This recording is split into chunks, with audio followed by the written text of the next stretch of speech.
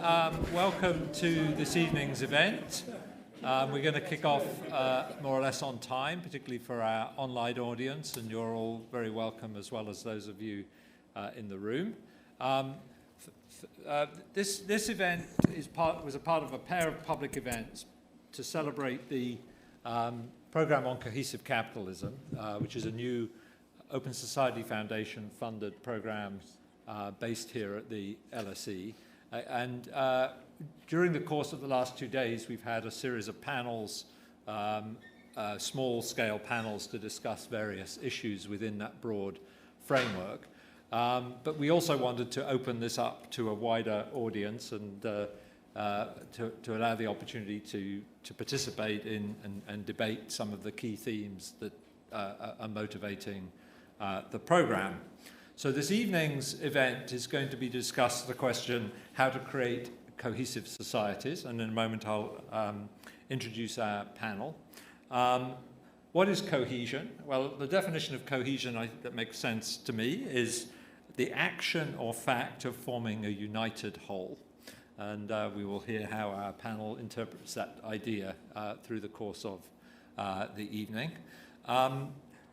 In terms of the program on cohesive capitalism, and you may decide at the end of this you find that a useful or not a useful idea, and we spent quite a bit of time debating that in the last couple of days. But the word cohesive, as we use it in relation to that program, has three distinct and related aspects. The first is around creating the social preconditions for the existence of a stable and successful capitalist society, by which we mean trying to create a sense of common purpose and social solidarity that fosters a widespread commitment to economic institutions and a strong state. The second component is democratic political institutions grounded in liberal political values. And this would include guarantees of personal freedoms, economic and social and political rights. And the third element is delivering outcomes that support living valuable lives. And among that, we would include creating access to public services, participation in economic life being open to all, and the benefits of economic prosperity being widely shared with personal and collective security. So those are the three dimensions of cohesiveness that we envisage. Now, some will say, and some have said in our discussion so far, that's all incompatible with capitalism. But we are interested in exploring whether it's possible to create capitalist societies that can also be cohesive.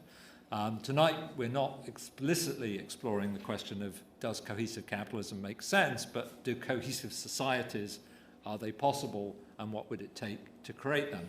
And we have a superb panel to debate those issues with you this evening. And I'll go from along the row there. To my left is Margaret Levi, who's Professor of Political Science and Senior Fellow at the Center on Democracy, Development and the Rule of Law and the Freeman Spogli Institute for International Studies at Stanford. Her research is mainly looking at the conditions that evoke citizen compliance, trust, and willingness to act in the interests of others. Marc Stears is the inaugural director of the UCL Policy Lab. Marc has previously been director of the Sydney Policy Lab at the University of Sydney, CEO of the New Economics Foundation, chief speechwriter to the Labour Party, to the UK Labour Party, and professor of political theory at the University of Oxford. And then on the end of the row is Joe Wolff, who's the Alfred Landecker Professor of Values and Public Policy and Governing Body Fellow at Wolfson College. He was formerly Blavatnik Chair in Public Policy at the Blavatnik School. He's a political philosopher who works on questions of inequality, disadvantage, and social justice. I'm going to begin by turning to Margaret. And one of the reasons I was so keen to have Margaret be on the panel this evening is she's evolved an idea, which I hope she'll tell us a bit about, called a community of fate, and the central role that that idea plays in thinking about cohesion. So perhaps, Margaret, you could start off by telling us a little bit about how you think about that concept and why it's central to understanding how to create cohesive societies. Sure. I think these two don't work. I'm not sure, so because they're not green. So I'm going to move this over. Okay, let me first tell you what I mean by a community of fate. And what I'm and that's fate, F-A-T-E, not faith.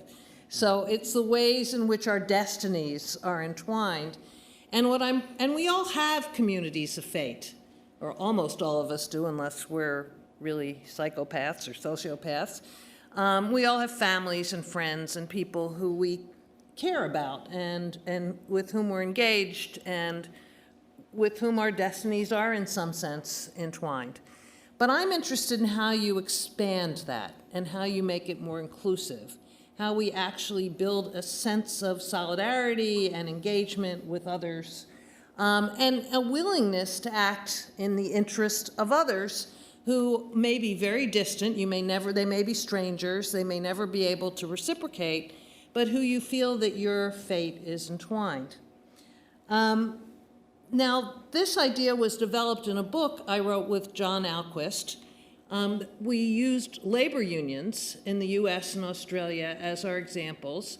We were particularly looking at unions in the transport sector, and two of them, the West Coast longshore workers and the Australian equivalent of that, really did develop expanded and inclusive communities of fate. Now, you may think that these labor unions were homogenous, that increased their solidarity, but they were actually, the reasons they were members of these unions was that was the job that was available at the time they looked for a job. And though they were largely men and homogenous in that sense, they were of different colors, they were of different political persuasions. So it allowed us to discover basically the proof of the possible. These were organizations and unions that made collective decisions after a process that they were engaged in to engage in very costly political actions or actions that could lose them their jobs, certainly lose them a day's or more's worth of pay, might get them in prison. And they closed the ports or they refused to load things on ships in order to support the first action in both cases was on behalf of the Chinese peasants who had been displaced or colonized by the Japanese right prior to the Second World War. And they continued to do this periodically. So it allowed us to look at and to study the conditions that made that possible. And it turned out to be pretty straightforward. It actually required conditions, and it required institutional arrangements that essentially were participatory democracies. And the unions that were very much like them in terms of who their membership were, but didn't have those institutions, didn't develop this kind of commitment and community of faith. So the governance arrangements were and the socialization process so that they got information and they had ways of challenging information. They would have arguments about whether there really was, really the Dutch were invading Indonesia and colonizing it, and whether they should do something about that by not sending arms over there. So they argued with each other about the information itself. They had ways, they held their leaders accountable in all kinds of ways, and their decisions were made collectively with people fighting with each other and arguing, but ultimately coming to an agreement to engage in an action or not, and the others who lost living with that decision. The other thing about these unions, which was important as a sort of precondition, was they were very effective unions as unions, so that they actually provided the material things that unions were expected to provide. But that's also what made it an interesting puzzle, because why would unions set up to win wages, hours, and working conditions make these sacrifices on behalf of distant others? Okay, so we made a proof of the possible. There could be this kind of community of fate. And it's a concept, comes in their motto, which came from the Knights of Labor and from the International Industrial Workers of the World. An injury to one is an injury to all. So they had a norm already that they then really instantiated by that if it could happen to you, it could happen to me, and we've got to act in this. It's very related to some other concepts. Martin Luther King had a similar concept about us being, we're caught in an inescapable network of mutuality, tied in a single garment of destiny. Whatever affects one's directly affects all indirectly. So this is often a kind of norm that gets encompassed to create this kind of community of fate. And I want to say one other thing about it before I go into thinking about how we can expand that concept to other contexts, is it's not a social movement per se, though it can contribute to a social movement, but it is the basis of solidarity and a particular kind of reciprocity. They had a notion of not direct reciprocity, but a sense of a community that had, it was a community responsibility to help others and ultimately to be helped by others should they need it, but not necessarily the same others, okay? So a very different kind of reciprocity. Now, so thinking about a community of fate and an inclusive and expansive one that includes others who aren't like yourself and crosses various kinds of boundaries of geography and identity, raised some interesting questions about how to then make this travel. As one of our participants in the conference, Pranab Barnard, pointed out yesterday, and as I argued long ago in an early review of Bob Putnam's work on social capital, there's a dark side to this. So communities of fate, I'm describing a progressive and good community of fate, but they can also be pretty nasty, whether they be small or large. Think of the way in which Nazis and fascists build up their communities of fate, which are quite exclusive. They're not inclusive, they're not expansive. Though they may cover most of the country, they'll exclude Jews or blacks or whoever is the other by that definition. So we want to create some that are inclusive and expansive, and that requires certain kinds of institutions and certain kinds of commitments.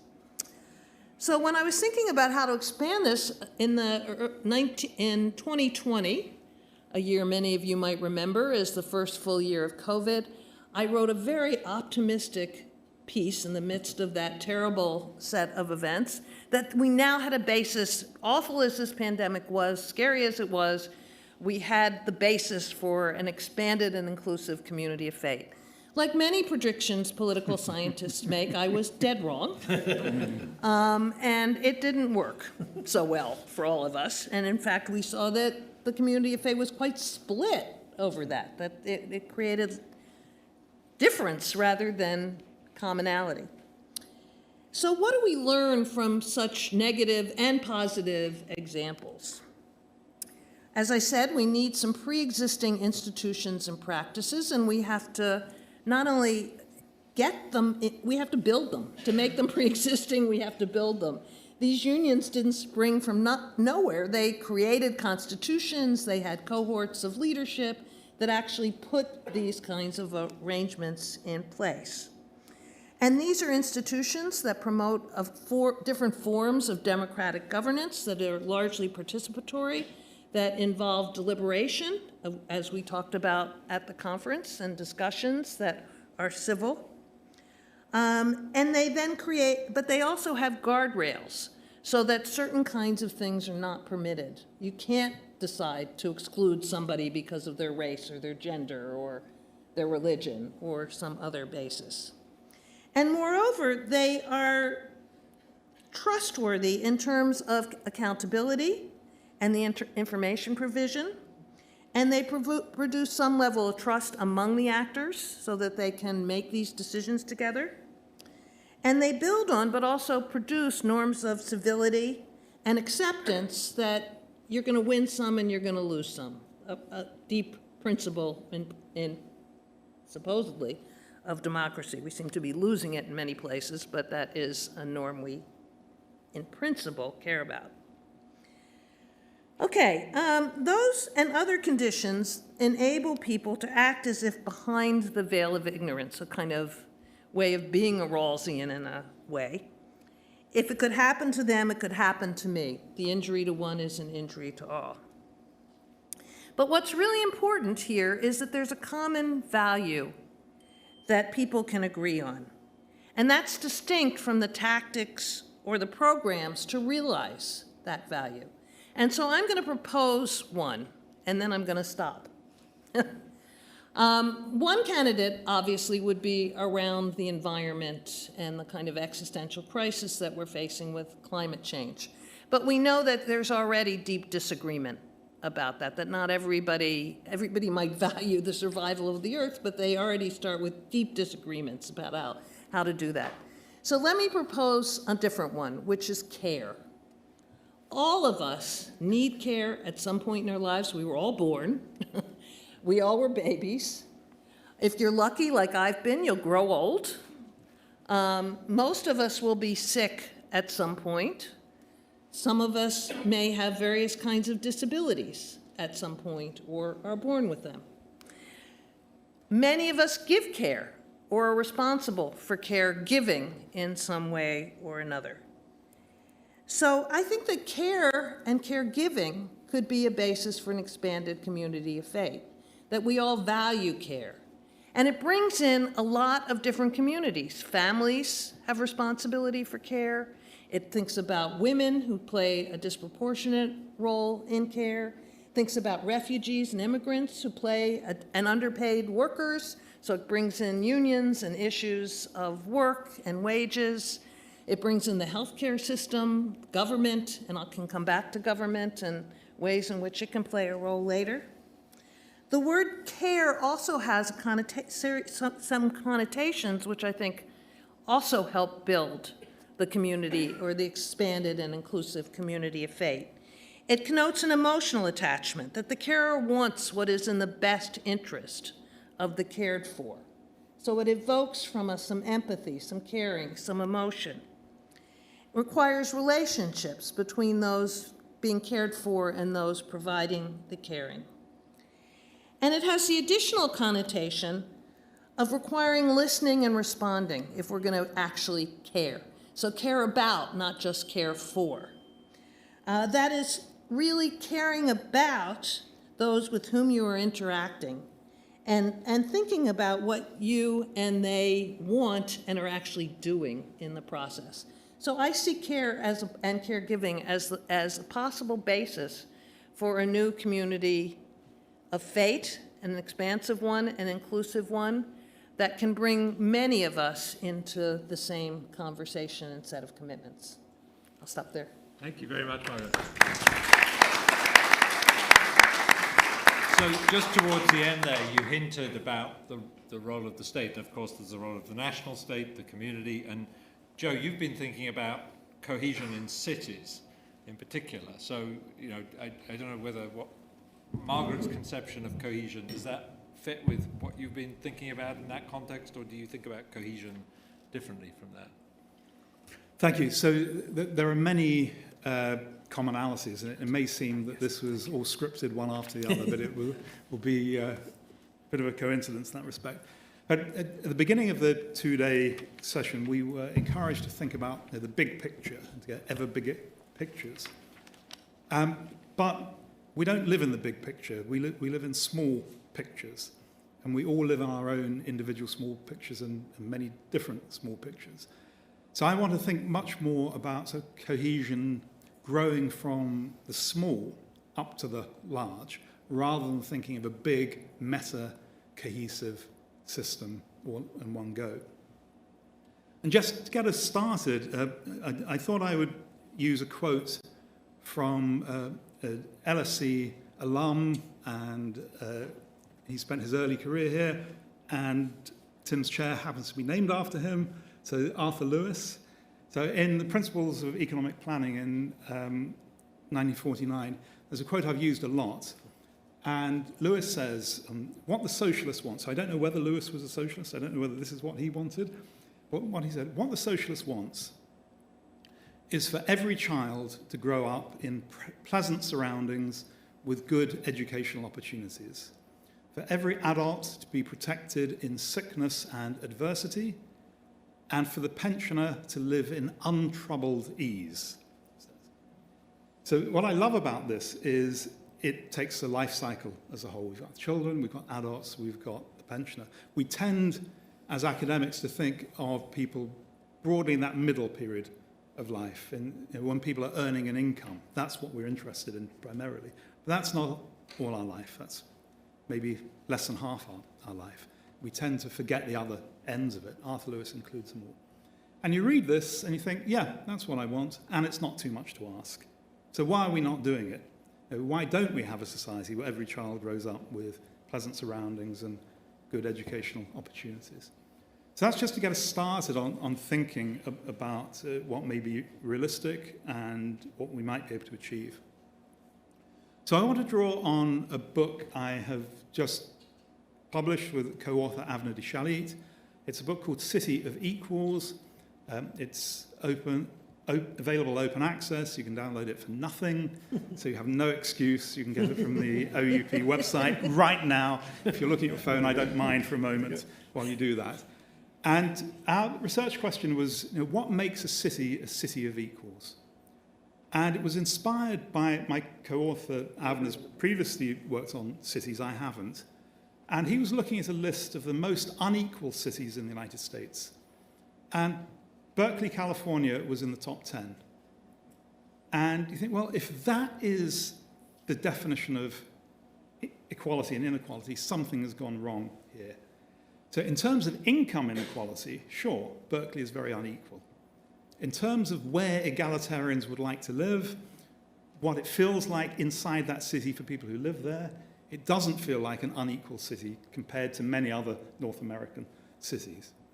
So what is it that makes it feel like a city of equals? Can we actually say what it is for something to be a city of equals? And so we started off just by talking to each other, as academics do, doing a literature review, and as we've done in previous work, we decided to do an interview study as well. Now, in a room of social scientists, I have to say that this is quite an unconventional study, that it wasn't a survey, we didn't have a script, we weren't getting people to tick boxes. What we did, or our research assistants did for the most part, was stop people in the street and engage them in a conversation, to ask them what they made them feel their city was equal or unequal, ask questions about what would they miss if they left the city, what would they not miss if they left, what would they do if they were mayor for the day. We changed the script over time, so we weren't trying to get statistically significant results out of this. What we were trying to do was just to get inspired by people we wouldn't normally talk to. So it's like having conversations with non-academics. And we challenged them. If they said something we thought was not very well thought out, we pushed back. And so we tried to get their understanding of what for them made the city a city of equals. So we did 180 interviews, 10 cities in 6 different countries. And one of the really striking things about it was almost no one mentioned income inequality as a matter for them. There were 1 or 2 people did. So in Rio, we did some interviews in Rio where income inequalities and wealth inequalities are very stark. A few people did mention them and said they had to ignore them if they were going to live their life. So you couldn't be thinking about it. You just had to get on with the rest of your life. People were worried about housing and gentrification, so there was a material element. But what we found was that people were much more interested in some other things. First of all, they were very concerned about how they were treated by the city. So if they had a complaint, if they needed interaction with the city, how did they get treated? They were very concerned about how other people treated them. So were they respected? Were they disrespected in the street? Were they discriminated against? But also, obviously, people wanted to tell us about what they can do and what they cannot do. And so these issues of how you're treated and what you can do seemed much more salient to people in their conversations with us than what they had or even where they lived, what house they lived in. And so the view we came to, and I suppose it's really the view we started with, the general view, is that a city of equals is one that gives every one of its citizens, people who live there, a secure sense of belonging. That people want to feel that they're part of the city's story. They belong there. And we, at some point, we can't this might have come from an interview, we're not sure, we can't trace it exactly. But we ended up with, or sort of midway through, we came up with this slogan that in a city of equals, you're proud of your city, and your city is proud of people like you. That is, it doesn't want to get rid of people like you. You have the feeling that you are welcome there. People like you are welcome there. So it's this issue of an attitude. So how do we break it down? Well, what we did was, we did the interviews, we thought about it, we talked about it, we refined over time. We came away with the idea that there are 4 main elements to a city of equals, giving people a secure sense of belonging. The first is non-market access to many goods and services. So being able to live a life even if you don't have much money. So this is one of the reasons why money is not all that important, because if you can go to museums, if that's your thing, go to free concerts in the park, if you live on the coast, you can go swimming, for example, without paying, go on the beach. These are things that make your life livable. But if you have to pay for everything, then suddenly money becomes much more important. Secondly, people wanted what we called a secure sense of meaning. So they wanted to be able to live their own way. So we interviewed gay people who were happy to be able to walk as couples holding hands in the street, for example.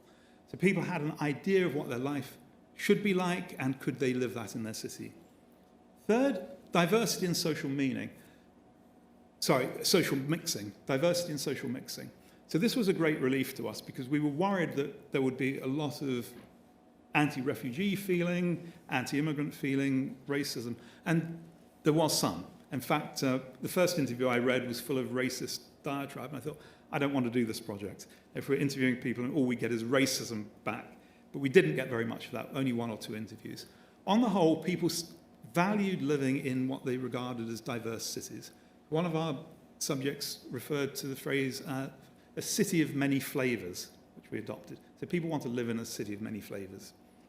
Finally, there's a value we called non-deferential inclusion. So this is the idea that if you go somewhere, say to the housing office, and you have a right to housing, they treat you in the way they treat everyone else. They don't make you feel you're getting some privilege that you're not really fully entitled to. So the idea here is, a simple example, you go to the bar and you're served when it's your turn, rather than after all the tall white men have been served first, as often can happen. So this idea that you're just treated the same way as everyone else, we call it non-deferential inclusion. So we think that the more a city has these things, the more it will be a city of equals. In this context, I think we can say these are all elements of cohesion. Where does capitalism fit into this? Well, the interesting thing for us is that people tended to treat the economics of their world as a type of background against which they had to make their own way. So it didn't seem to be so important to them what type of society they were living in from an economic point of view. They just wanted to be able to live their life in it. So pretty much you get cohesion when the capitalism or any other economic retreats into the background. So cohesion is built at the ground level. Of course we need economic prosperity to a degree. You can't do these things without a level of economic prosperity. But it's the other things for us that were very important. So let me leave it there. Thank you. And we both ordered the book, though. Yeah, I can confirm that Margaret successfully downloaded the book during, For free. For free. So I can check. I know the download numbers.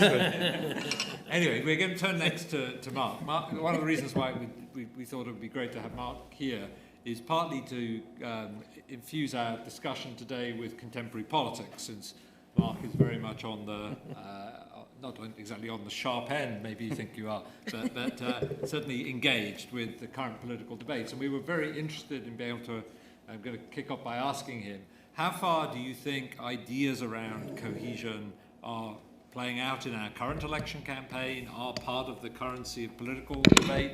Are they marginal? Do people really care? What's your take on where cohesion fits into the contemporary political landscape? Thank you so much. Great to be here. So intimidating to be on such a brilliant panel and to be in a room full of so many brilliant people, but I'll give it my best shot.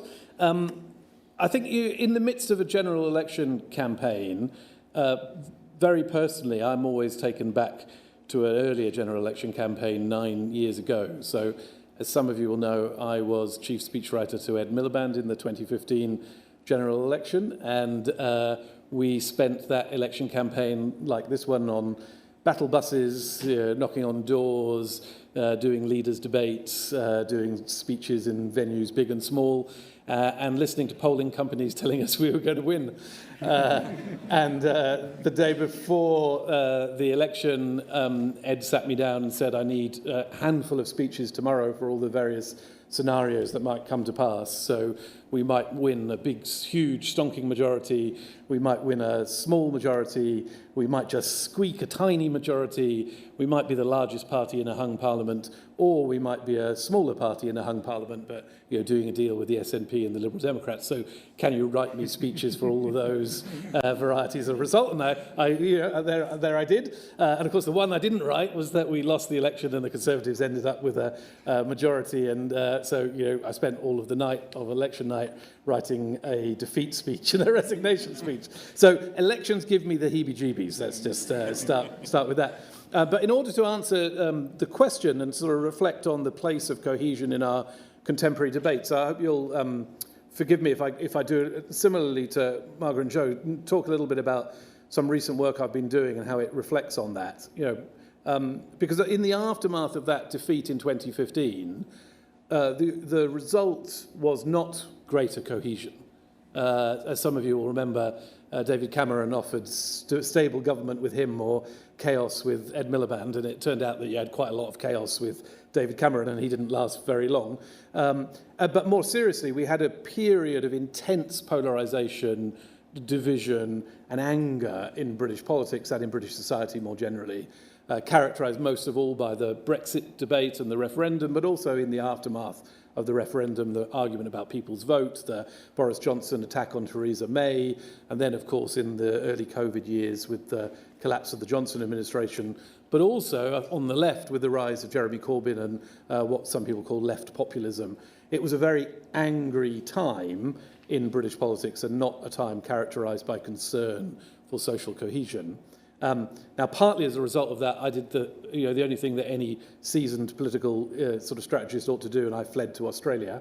So I went to Sydney, and I lived in Sydney for 5 years, and it was initially in a sort of escape from the horrors of everything that was going on back home. But then when the pandemic hit, I was invited by my good friend Danielle Allen to run a graduate course online with her and her colleague Glenn Whale, on a very similar theme to the one Margaret's touched on, whether the pandemic opened up new opportunities for thinking about community and connection and place and belonging, and also how that intersected with inclusion or diversity, and many of the questions that the two previous speeches have touched on so wonderfully. And in that conversation with Danielle, Glenn, and the graduate students on the online course, it became clear to me that I wanted to reflect on my country from many miles away and to see whether there was a path back to talking about cohesion within our politics again. And so I came up with the idea of writing a book on that question, and I spoke to my former colleague with Ed Miliband, Tom Baldwin, who had been Ed's chief spin doctor, and Tom and I decided to write the book together, reflecting on this question of whether England could be a cohesive society again. And we chose England rather than the UK because it seemed that England was the angriest bit of the UK, so we thought that might be the most difficult. And then again, because it was the pandemic and because we were playing slightly fast and loose with good social science, a bit like Joe, we decided to do interviews and discussions in a relatively non-scientific way to try and get at this question. So we decided what we would do is we'd have Zoom calls with as wide a range of politically engaged people as we could, from the elite down to community activists, and ask them about this question about whether English politics or English society could ever become cohesive again. So we spoke to Nigel Farage, and we spoke to Michael Gove, we spoke to David Lammy, we spoke to Keir Starmer, But we also spoke to community activists like Chris-Anne Jarrett, the amazing migrant rights activist. We spoke to Sarah Gilbert, who at that point was developing the AstraZeneca vaccine. And we spoke to playwrights and poets and novelists to try to get a sense of the cultural picture. They were amazing conversations, and I mean, it was a pleasure to be able to do the work. But from it, I think, emerged one very big theme, which we developed in our book, which you can buy just around the corner. You can't get it for free, sadly, but you can get it in the LSE bookshop. It's just called England. The theme that emerged really clearly was that the divisive part of English politics, and perhaps this should have been obvious to us in advance, but it wasn't. The divisive part of English politics was when English politics got the most abstract, the most grand, or the most sort of bigly aspirational. So as soon as you talked about the kinds of concepts that most political philosophers spend most of their time talking about, liberty, rights, identity, migration, then you found very quickly you descended into arguments which were intense and extremely difficult to bridge. And this was in part because what English politics had seen over that period was the puffing up, the increasing puffing up on both right and left of mythical stories of nation, which were designed, politically designed, not to be inclusive communities of fate, but to be exclusive one. With my political theory hat on, they were Schmittian politics. This was the politics of friend and enemy, which used abstraction as the device to create dividing lines, or what political strategists call wedge issues, which would generate energy and drama in our political life, but wouldn't generate cohesion. So that was the depressing part of the conversations. But the less depressing part was that as soon as you had the kind of conversations that Joe has talked about, which were conversations which were more parochial in orientation, about the communities in which people belonged, about their own sense of their relationships with people who they cared for, who cared for them, relationships of family, relationships with local institutions, including primary schools in particular, but also faith groups and other community charities. You very quickly got an extraordinarily consensual story about what people valued about the country. And we had this remarkable, you never quite know with Nigel Farage whether he's trolling you, but in the Farage interview, we asked him, so what's, yes, at the end, casually at the end of the interview, when are you most happy in England? He says, well, when I take a day trip to London. He says, it's so trendy, and it gets trendier by the year. I think it's all the diversity. And you think that this is an extraordinary conversation to be having. But the conversation in the dimensions that Joe has referred to, even with a character like that, generated the possibility of a consensual politics. And so in the book, that's essentially what we came to argue. We argued that these puffed up, abstract myths on either left or right were the driving force for our politics of division, and a politics of cohesion or unification had to take a more, what I might call a Schottian approach. Now, finally, just in conclusion, Tim asked the question, does any of this resonate? As we were finishing writing the book, or the drafts of the book, Tom and I was back in England by this point. We went to the Labour Party conference in 2022. And my friend Alan Lockie, who is now Keir Starmer's speechwriter, had written a speech for Keir for that conference.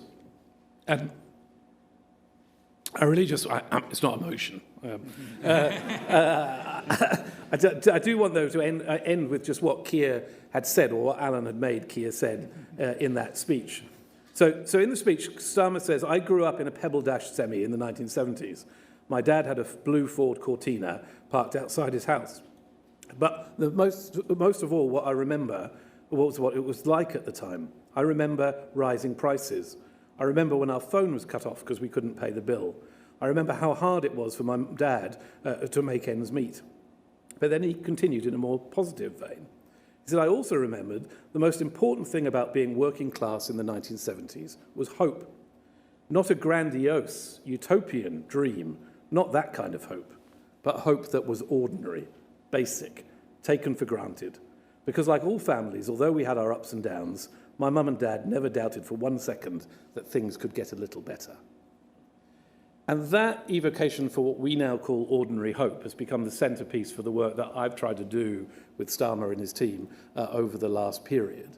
And it's my strong sense that that's what motivates the potential for a reforming government on the other side of the election.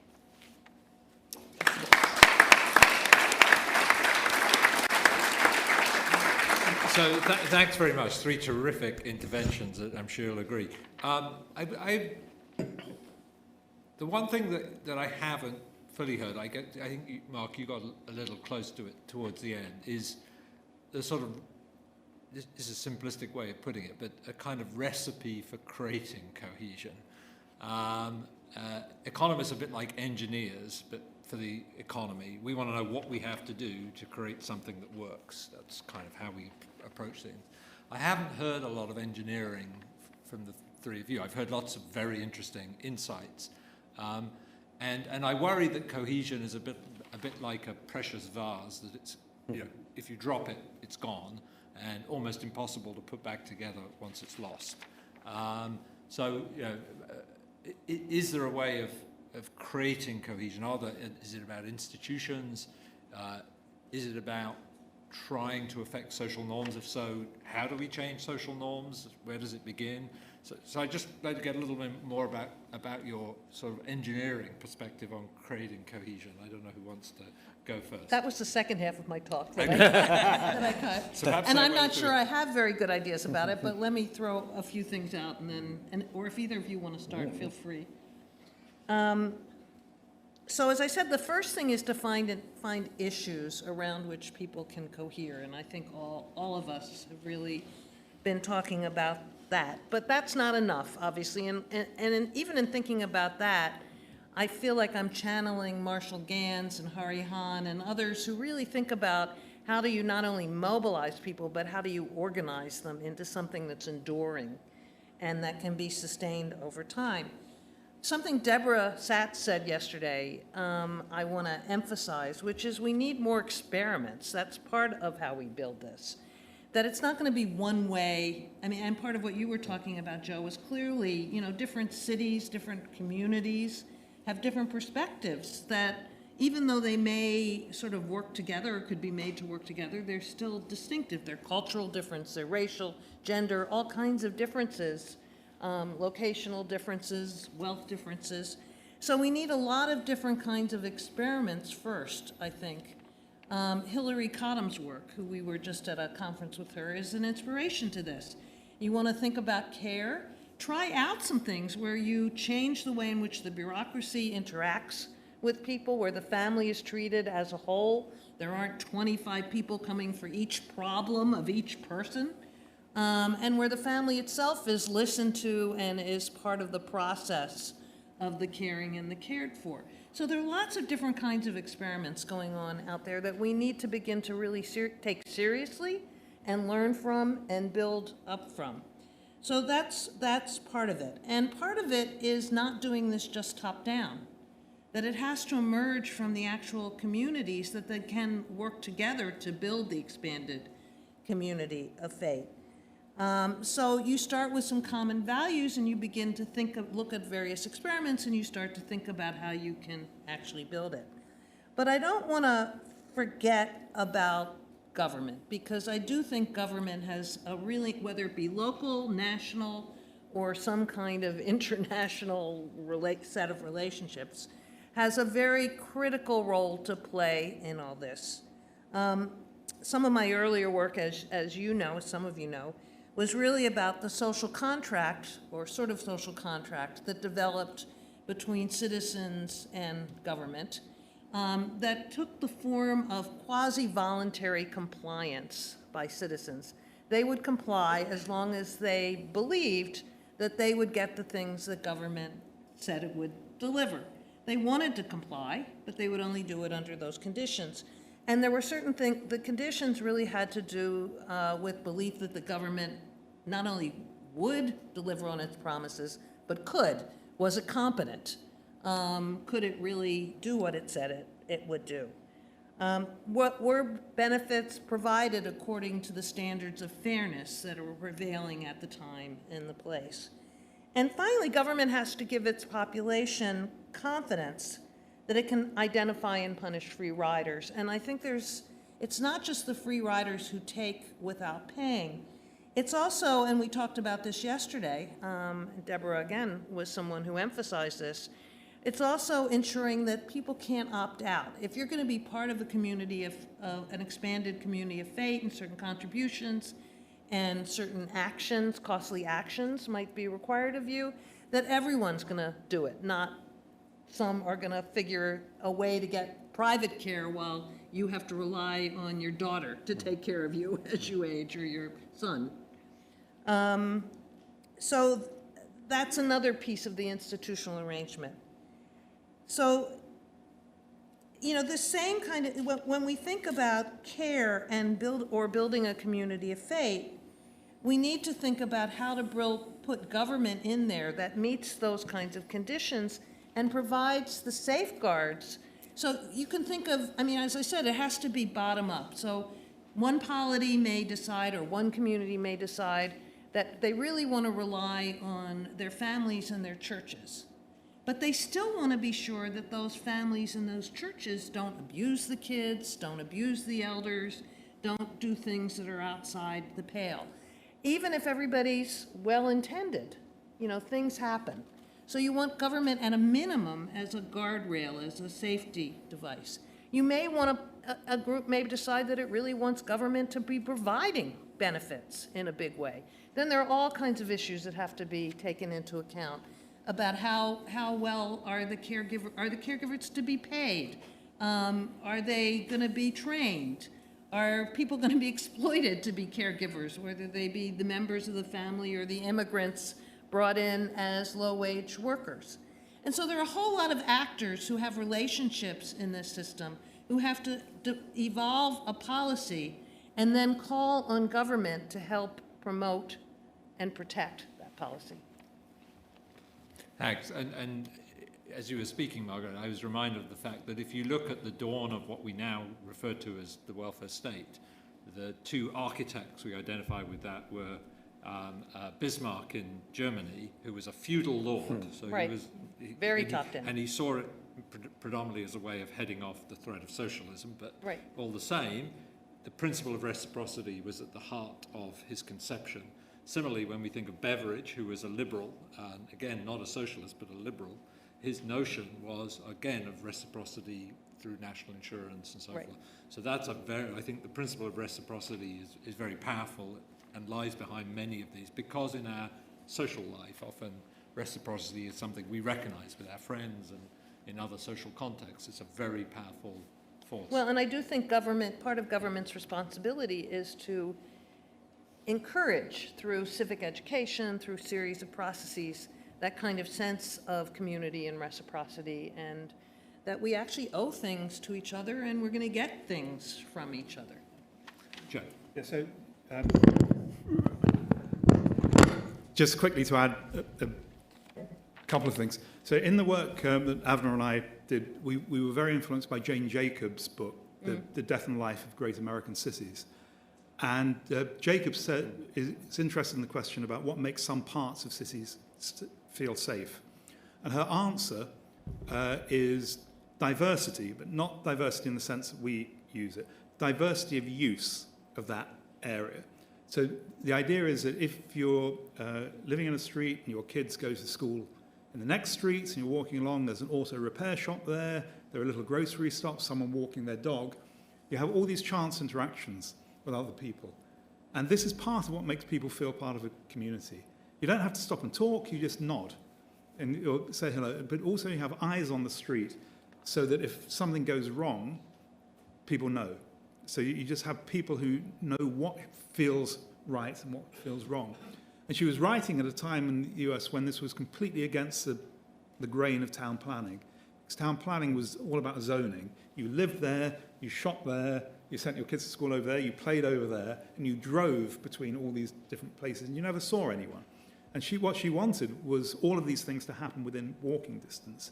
So things like, if parents walk their kids to primary school, that's a completely different experience to driving halfway across town. So thinking about these in in a much more local way.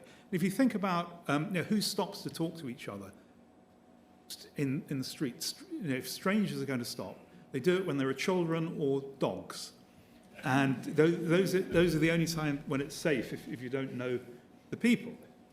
I think, so how do we maximize this sort of thing? So I'm not saying everyone should have a dog, but if you want one, you might have some more friends as a result of it, or at least people annoying you.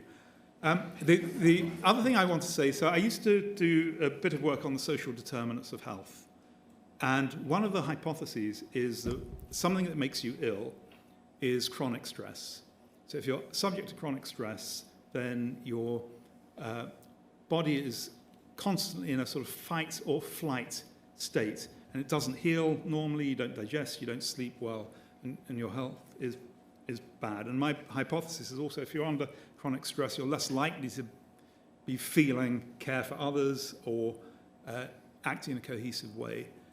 What can we do about this? What can we do about chronic stress? Well, the first thing we do is say, what are the sources of chronic stress? And the government is one of them. That if you think about interacting with the government, quite often, or your health insurance company in the United States, all the things where you have to be on the phone for. So the UK government has done quite a good job of its websites because they're much easier to interrelate with. So I think, and I'm not joking here, I think gov.uk has probably saved lives because people are less stressed for having to deal with it than they would have been.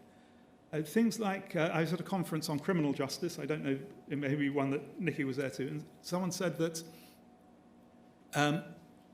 if you go to law, either as a defendant or a plaintiff, whether it's criminal or civil proceedings, about a quarter of people report health problems directly as a result of engaging in the legal process. I think so. That is, even when you are the plaintiff, you have physical or mental health problems as a result of going through the legal process. I think, well, surely, if we notice this, we ought to be able to do something about this. So I think, I don't have a magic wand, but I think we just have to be very attentive to the ways in which things are going wrong, and then we can make a lot of small changes that can maybe make some difference. This doesn't mean we don't do the big changes as well, but I think there's a lot of fertile ground. Yeah, please. Yeah. So I'll come to you in a second. I just have a quick question, Joe. So the neighborhood, I mean, I'm a big fan of Jane Jacobson and the way she does things, but I'm also worried that if you're only focused on the local community, that you begin to develop an exclusive community of faith, that the people who come into the neighborhood, I mean, you think about the social platform that, what's it called now? I'm blocking the name of it, but where it was meant to help people. A 15-minute city thing? No. Next door, right. Yeah. Where people started reporting on people who looked, they didn't think belonged in the neighborhood, and started calling the cops in on them. Usually young black men, of course, but it could be anybody who just didn't seem like they belonged.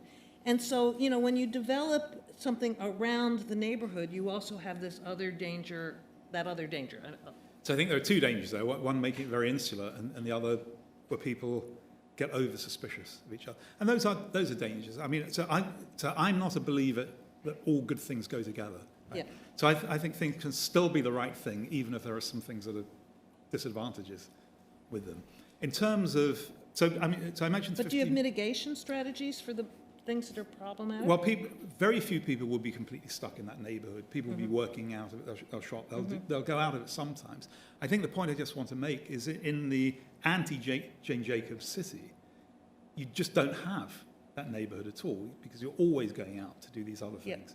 In this case, you're in your neighborhood a bit of the day, you're out of it a bit.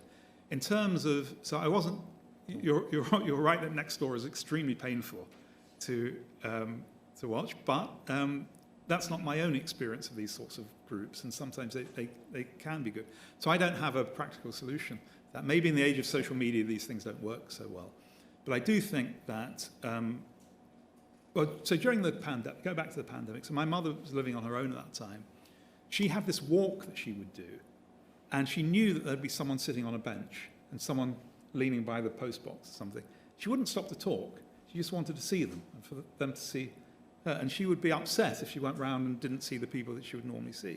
So that's what we're talking about here, a sense that you are one person among others who know you exist and would notice if you're not doing your normal thing. So yeah, I'm not saying that's going to solve everything, but I think it's the sort of thing we ought to be thinking about. So Mark, are we to look forward to a future where all sorts of cohesive things are going to be? I mean, I think so. I mean, I think that for me, again, Margaret and Joe have touched on it already, the primary instinct, when I started out as a young political philosopher, I was a communitarian, and I sort of, longed for deep solidarity and believed in community.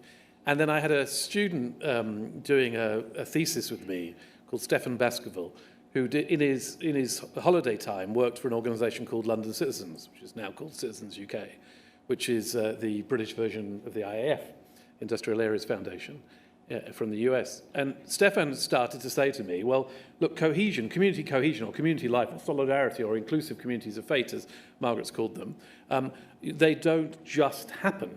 They happen because people have made them happen, right. And there's a craft which is required to enable that to occur. Absolutely.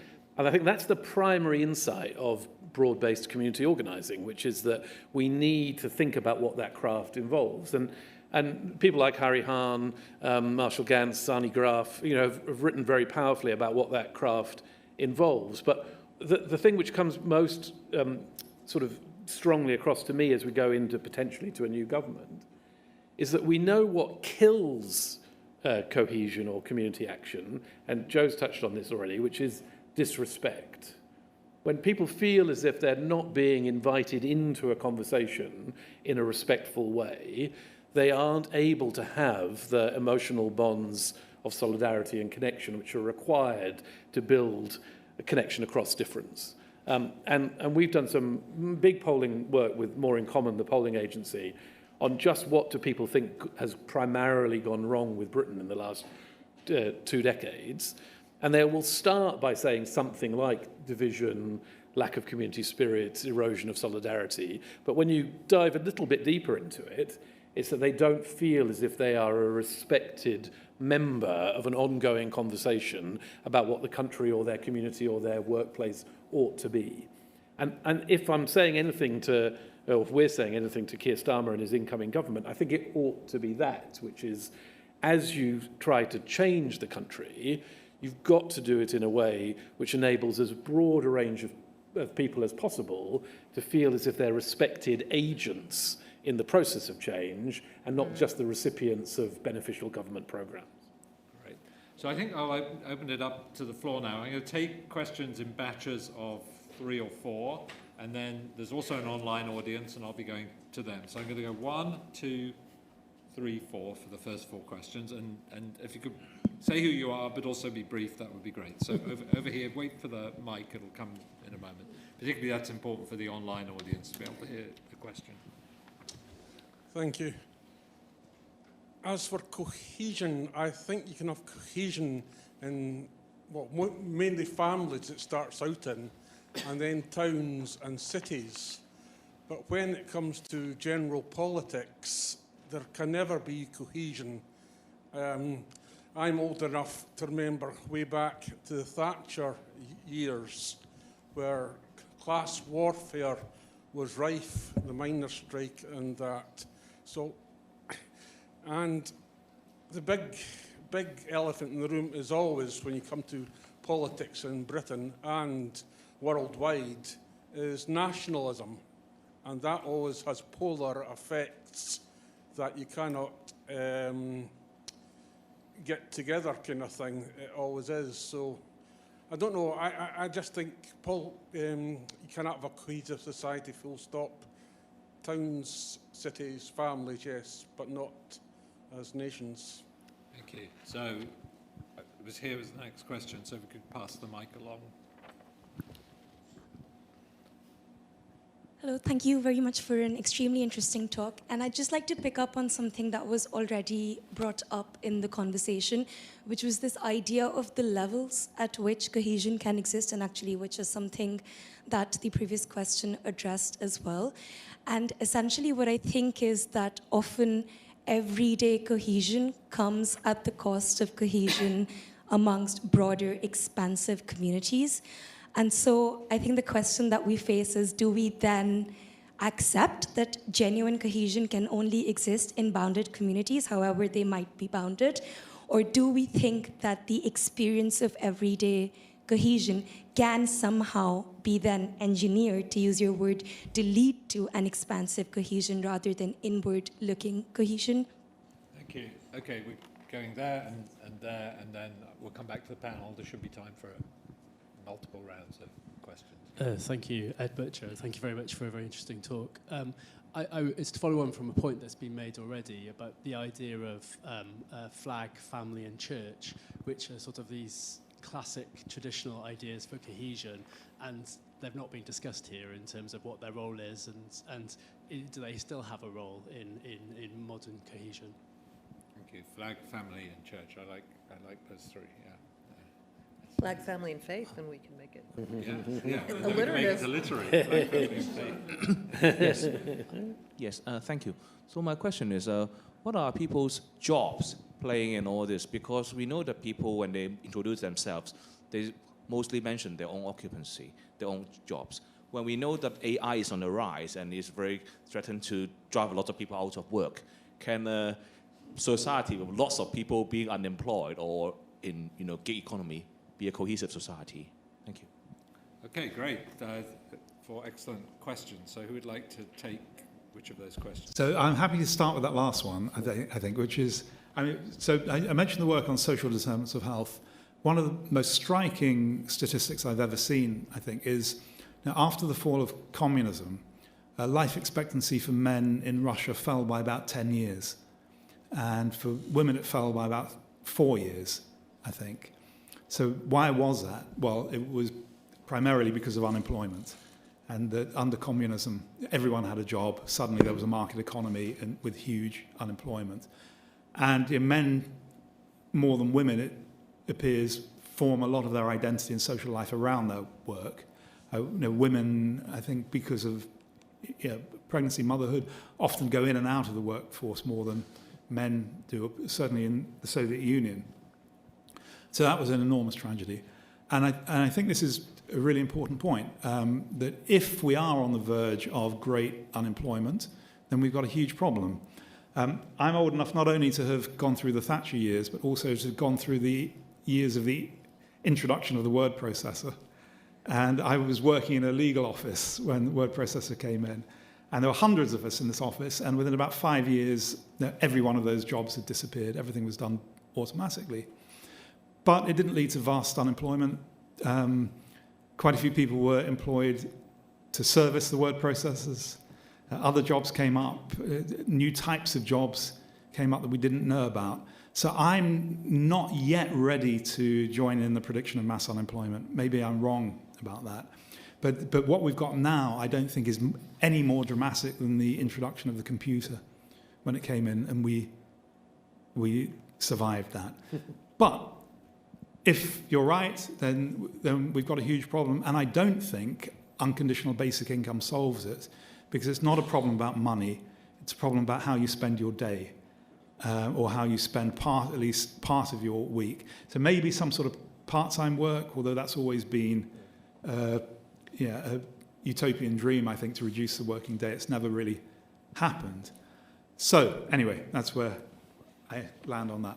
And just a footnote on that, I think one of the interesting, tying together with Margaret's comment about care, is how do you, so suppose it is true that certain routine jobs are going to be eliminated, then can one raise the status and conditions of care workers that people aspire to being part of the care sector in a way now is not treated with the kind of respect and that one might think that sector deserves if we value as a society caregiving.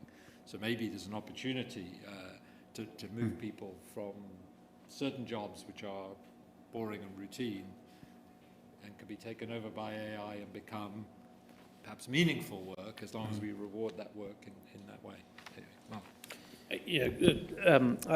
I sort of take the first two questions together in a way, which is that I'm yet less convinced that there's a trade-off or a choice to be made between everyday cohesion and a sort of broader, expansive cohesion. And I think the reason for this is that I think that you can utilize properly designed local connections to create a story which has a bigger, broader resonance. And just to give a very practical example of that, in the book, Tom and I went to Wolverhampton, which some of you will know, in the Midlands in the UK, which was where Enoch Powell gave his famous Rivers of Blood speech. Well, he actually gave it down the road. He was the MP for Wolverhampton at the time. And that's probably the high point of racism in English politics. You have a major intellectual figure in the Conservative Party arguing that you had to have racial purity in order to maintain the stability of the English nation. And if you think about the impact that Powell had and that story has had on the national debate, it's extraordinary. But then if you go to Wolverhampton today, it is probably one of the most successful examples of a more inclusive community that we have in the UK. And you ask, well, how did this site of Powellism become now the site of social integration and cohesion? And the answer seems to lie, although, again, I'm not a professional social scientist, but from what I can see, the answer lies in local institutions. So two examples we give in the book.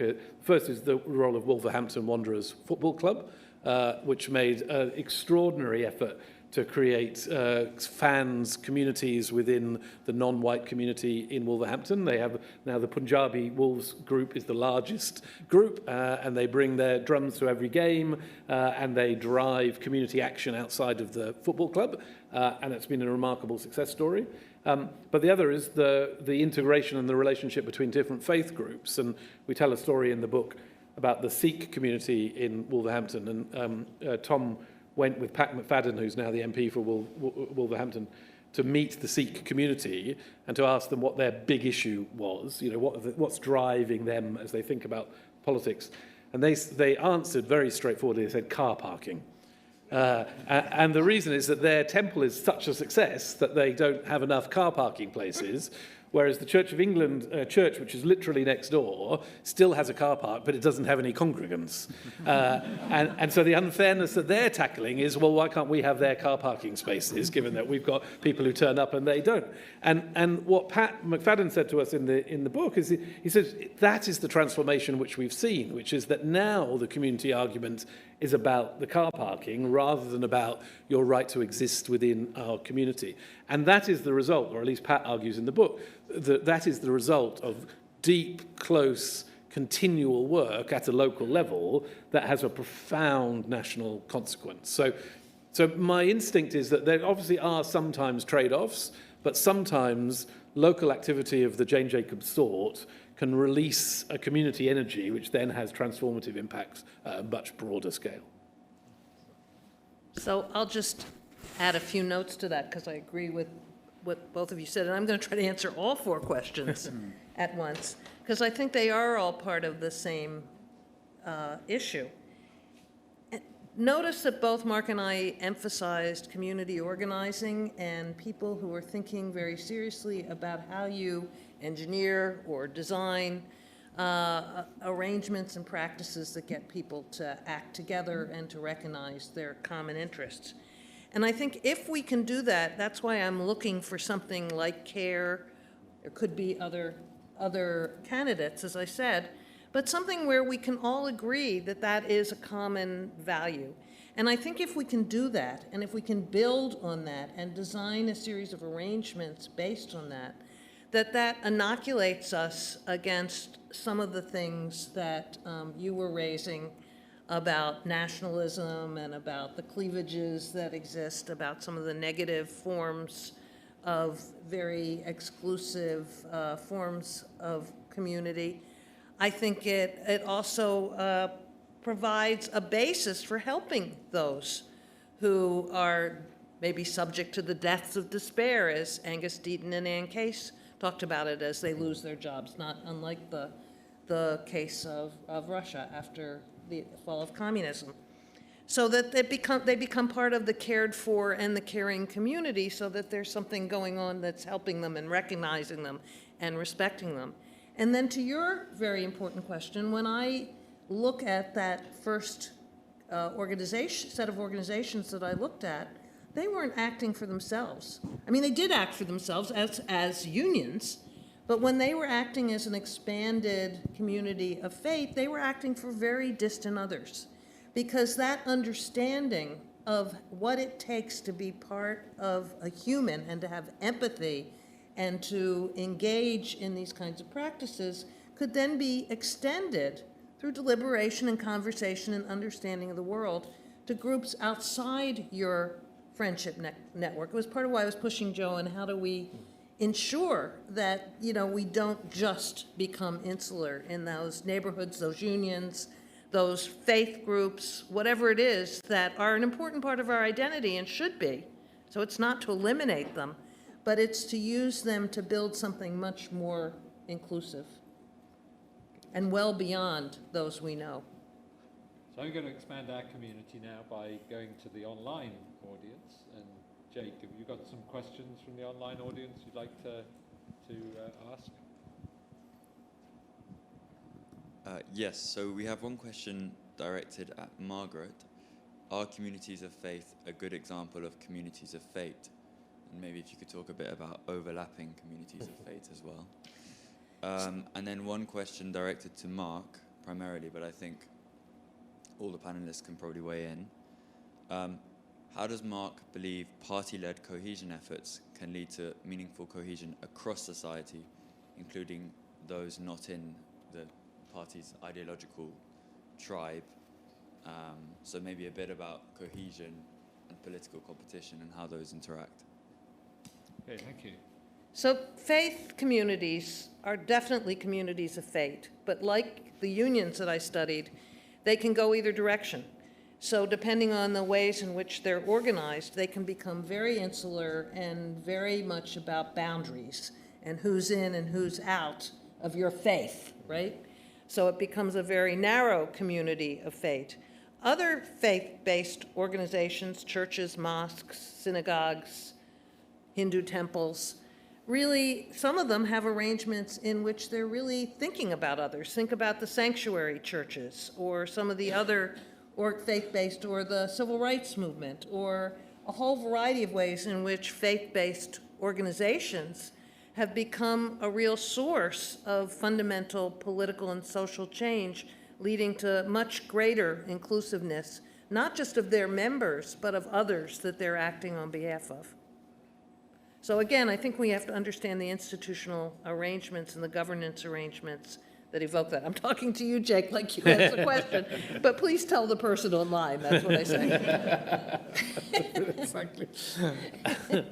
I think the party question is a really important and difficult one, and it you know, when I was more actively involved, you know, when I was working for Ed Miliband, you know, we always used to have this debate in the team, which is, I wrote a speech for Ed in 2012 called One Nation, which was a sort of speech about social cohesion, and the challenge to it was always, you know, well, shouldn't you be arguing for people to vote Labour rather than, you know, bringing everybody together? And one of my colleagues at Oxford, you know, emailed me saying, "You're still doing the communitarian shit," you know, so there is definitely an argument that parties can't do this, shouldn't do this. They're in a competitive framework. They're after friends, enemies. They're about building coalitions for electoral success, and that is tricky. I think Starmer's, for what it's worth, I think Keir Starmer's own view is that we are in a moment in our history which demands more than just party-oriented action, and so an incoming Prime Minister and government will have to do real coalition building beyond party lines, and this is why you'll increasingly hear him say, as he has been saying already in speeches, country first, party second. That's the new mantra. Now, whether people believe it or not, whether it's doable or not, what does it actually mean? I think that, you know, that will be the debate. But I am convinced that he is sincere in the sense that he thinks that an incoming government, potentially with a large majority, could do more than just party-based activity to create a broader coalition for social change. Joe, I know it wasn't directly asked of you, but do you have a reply to either of these questions? The only thing I would add, I think, and this is implied, there's a difference between what you do to get elected and what you do when you are elected. And I think one of the tragedies, actually, of politics, particularly the United States in the Trump era, is that Trump was president for only half the country. And that, I think, is something new. I don't think we've seen presidents who thought that they only had a responsibility to the people who voted for them. And I don't think we've seen that in the UK. I think that every prime minister has taken themselves to be the prime minister for the country, whether or not that's true, whether it's just rhetoric or ideology. But I think to have it as nakedly as maybe in the last year or so, we've had something a bit different even here. But I think it's a project that needs to be done. How it can be done is another matter. Just saying the words, cohesion or governing for the country, is one thing, but putting that into practice may well be something very different. Although, as we heard earlier today, a nice bit of economic growth solves a lot of problems if you can get that going. That's Tim's job. Okay, so we got another round of questions. One down here, got my eye immediately. So we'll go down here, we'll go here, and we'll go here. Okay, and that'll give us our 4 this time. Right. Thank you for the brain food. It's been absolutely marvellous. I just have a question about what it is to be a cohesive actor as an individual. What are the characteristics? Because I've heard about state, I've heard about cities, I've heard about unions, but what if inclusion's a doing thing, what are the characteristics and behaviours of a cohesive actor as an individual? Great. So we'll go along the row here. There we go. Yes, thank you for the very inspiring talks. So my question relates to questions that have been asked earlier on. I was struck during the whole conference by the relationship between inclusivity and cohesion. And that's because when I think about cohesion, I think partly about the shared culture that might be needed to create mutual trust and solidarity. And when you're talking about creating shared values and shared practices, I'm wondering whether you're thinking also about creating a certain form of a shared culture. And in relation to cities, this is also often asked, of course, that cities have a city culture that would be distinct from other areas. This, of course, relates to a big debate about multiculturalism and so, but I'm wondering whether you want to reflect on inclusivity and culture in relation to cohesion. Great, thank you. And then we have 2 close together here, so we'll just take those 2, and hopefully we'll get one more round. Hi, this is particularly about care.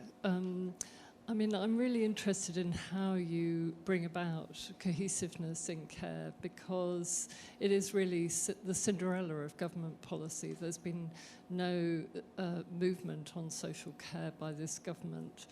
I'm interested to hear what Labour might be doing. I'm 70 now. I'm the carer for my mother, who's 100.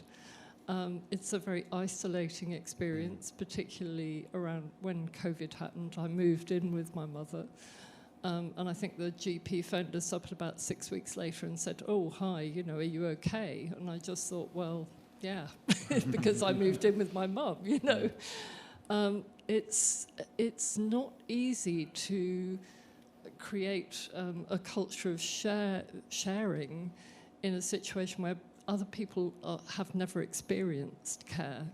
It's really only when you get to later in life and you're looking after your parents or whatever, and then other friends come into the same sphere as you, that they start to understand. Most people are incredibly flippant about it. And I'm wondering how you actually go about achieving that. It's a really difficult issue.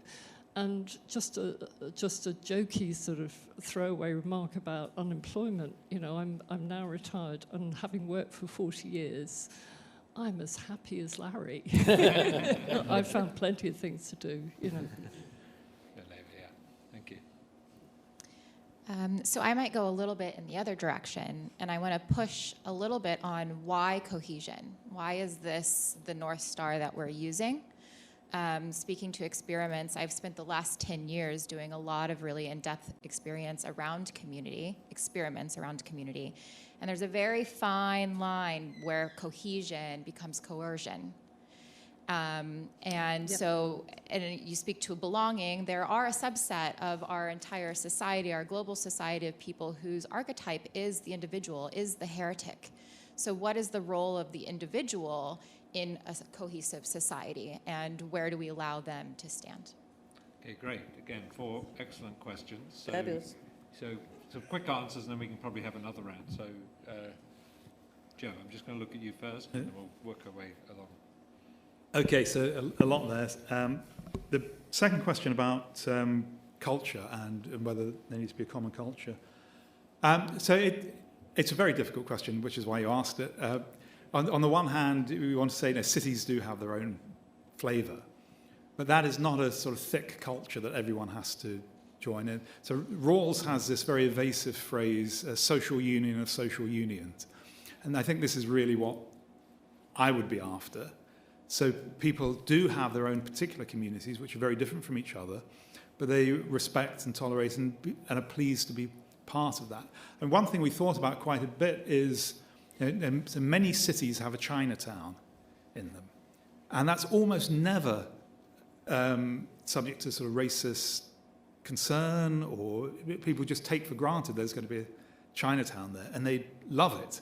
And it's often not very well integrated into the rest of the city, but it still feels part of the flavour of the city. So that's like the most extreme case, I think, where you can get a group within the city that is part of the city but not part of the city. So there'll be different levels of permeation. The point about unemployment, I think being a pensioner is good for some people, not for everyone. But it's a very different experience from being unemployed when you want a job, I think. What I think is behind... Paul Gomberg, American philosopher, wrote a book called How to Make Opportunity Equal. And he had this brilliant idea that people have a need to contribute to the lives of others. And he thinks one of the great tragedies of unemployment is people are excluded from being able to contribute to the life of others. And so he argues for a type of redistribution of the opportunity to contribute, even prior to economic distribution. Now, that may be an exaggeration to say that's the main thing, but I think it's a real insight. I'll pass the mic over. Mark. Yeah, I mean, similar answers to Joe again. I think on the challenge of individuality, breadth, diversity, do you need a shared culture? How do we stop cohesion becoming coercion? I think those are exactly the right challenges. Absolutely. And I think the answer, again, with kind of academic hat on, I think the answer must lie in some kind of commitment to a norm of pluralism, which is that you're not trying to create a singular culture or a singular political sort of allegiance.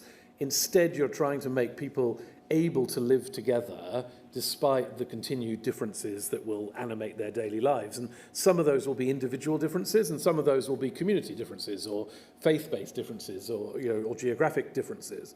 And what in the England context, I think that what we found in the book is that we and perhaps this is sort of Hayekian evolution. We have a language which enables us to do that, and that's the language of muddle.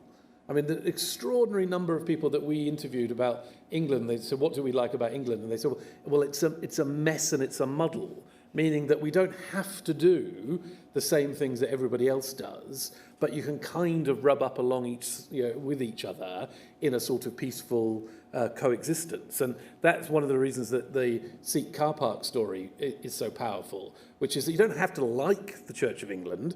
You can want their car parking spaces, but you don't see yourself as rivalrous in any deep or more profound sense. You see yourselves as inhabitants of a shared civic space, a shared national identity, and you can get on with the process. And so that's, I think, my aspiration for, perhaps cohesion is the wrong word for that. I haven't thought hard enough about that.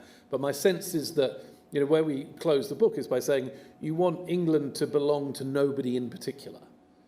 So it has to be a country where everybody can plausibly tell their own story and find a way of connecting effectively on an ongoing basis in social cooperation with others. Margaret. And I'll quickly flag up the question, is there such a thing as a cohesive person? I don't know if you were going to address that. I wasn't. I was going to avoid it. Sorry. Well, I'm still trying to figure out how to think about. I can think about the way in which a person can help create, what kind of person would help create a cohesive society. I'm having trouble thinking about what a cohesive person is, other than in purely psychological terms, like we're not totally fragmented and schizoid. So I don't quite know how to answer that. Sorry. But the other three questions I do have answers for, and they've already basically been given.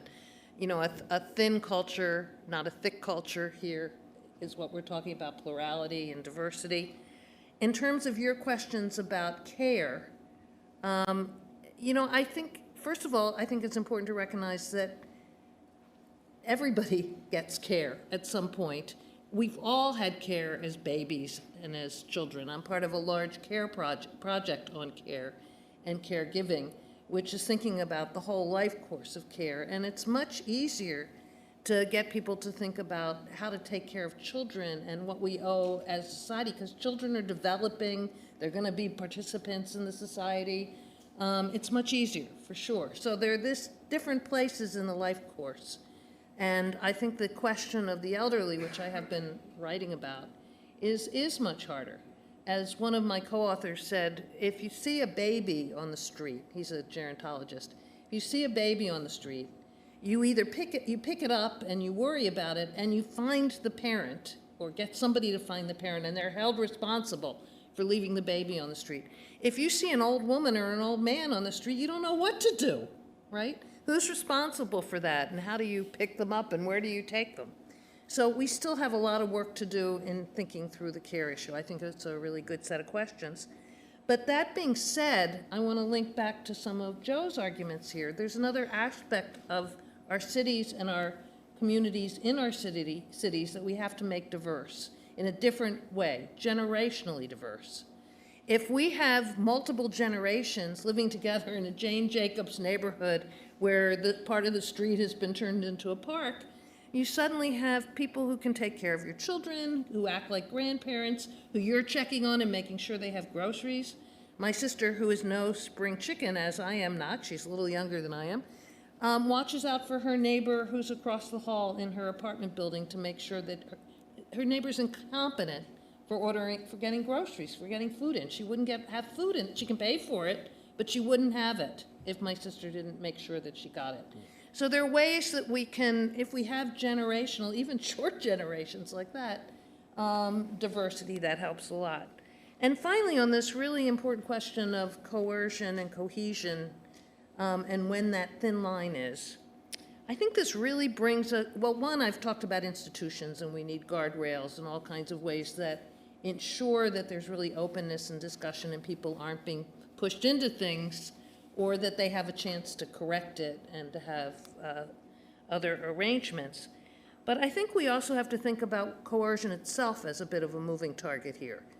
That what coercion isn't simply the police coming in and, you know, taking you to prison. It's being manipulated or pressured or socially pressured into doing something. And when I was growing up, what that meant was very different than what it seems to me now, as a result of the neoliberal sort of emphasis on a notion of freedom and liberty that says nobody can tell me what to do at all. Nobody can suggest or put any pressure on me to do anything. So we've got to, in this thin shared culture that we're going to create, we also have to change the terms of what coercion means and what freedom means. Thank you very much. Well, I'm afraid I'm going to have to draw things to a close. Sorry, it wasn't brief. But one thing I can say without any shadow of a doubt is that one key to generating cohesion is to have this kind of conversation and engagement that we've been listening to this evening, of real insightful perspectives on this. And if only we could talk to each other more in a respectful way like we have this evening and share ideas, maybe that's the key. Of course, we are a community that this evening that's managed to do that together. How we guarantee that everyone has the privilege of this is a much harder problem. But I hope you'll agree with me. This has been a real privilege to be here this evening and to listen to the insights of our three superb panelists. So if you'll join me with me and thank them. Thank you for your great questions.